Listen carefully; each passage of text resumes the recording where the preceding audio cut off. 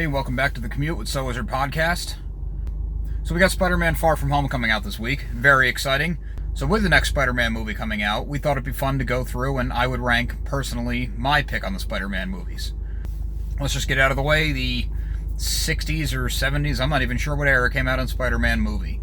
Never saw it in its entirety. Don't need to. It's the worst one. Spider-Man 3, Tobey Maguire.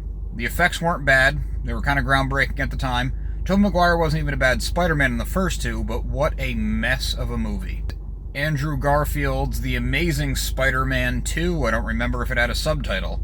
Again, Andrew Garfield, I didn't mind him as Spider-Man. I actually think he's a very good actor. He was excellent in Hacksaw Ridge, and the fact that he was dating Emma Stone at the time, there was some obvious chemistry there, and I thought it was pretty bold that they actually went for the Gwen Stacy death on the big screen.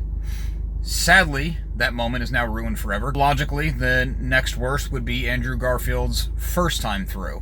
And what's fun about this point in the What's the Worst Spider-Man movie is that it's not really a terrible movie. I'm going to say next up is Tobey Maguire's first Spider-Man. It was an excellent movie. We got this in, I believe it was 2002, a time where we weren't getting superhero movies. Tobey Maguire did a really good job as Spider-Man. He's a pretty solid actor.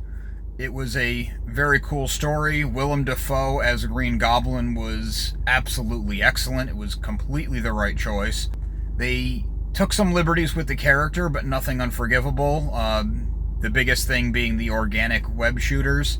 This is where it gets dicey for me. I'm torn between Tobey Maguire's second run as Spider-Man, which I'm pretty sure was just called Spider-Man 2, and Tom Holland's first feature run as Spider-Man, because Tom Holland's Spider-Man was introduced in Civil War and was excellent. I'm going to say the number 3 slot is Tom Holland's first feature-length movie, Spider-Man Homecoming. It was very good. We had to get used to a few things that changed what we knew about Spider-Man. The MJ reveal, if you can call it that, it was kind of whatever. Was fine. I like what they're doing with Flash. They got a good kid for that. He's a good actor. I really liked him in Dope. He was really good in the Grand Budapest Hotel. Tom Holland is an excellent Spider-Man, and there's absolutely nothing wrong with this movie. The 2 and 3 are just reversed because Tobey Maguire's Spider-Man 2 was so good for the time, so groundbreaking, and I don't mean for the time as an insult, because the movie absolutely holds up. I forget the actor's name who played Dr. Octavius, but Doc Ock was excellent in that movie. Everything about that movie was good, aside from Kirsten Dunst being unbearable. So I'm going to put Spider-Man 2, Tobey Maguire as the number 2 slot, Tom Holland's first run out in Spider-Man Homecoming as the number 3 slot.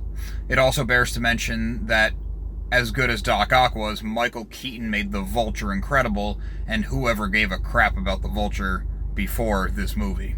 The number 1 spot, which I almost led off with and then did the reverse order list, is Spider-Man Into the Spider-Verse.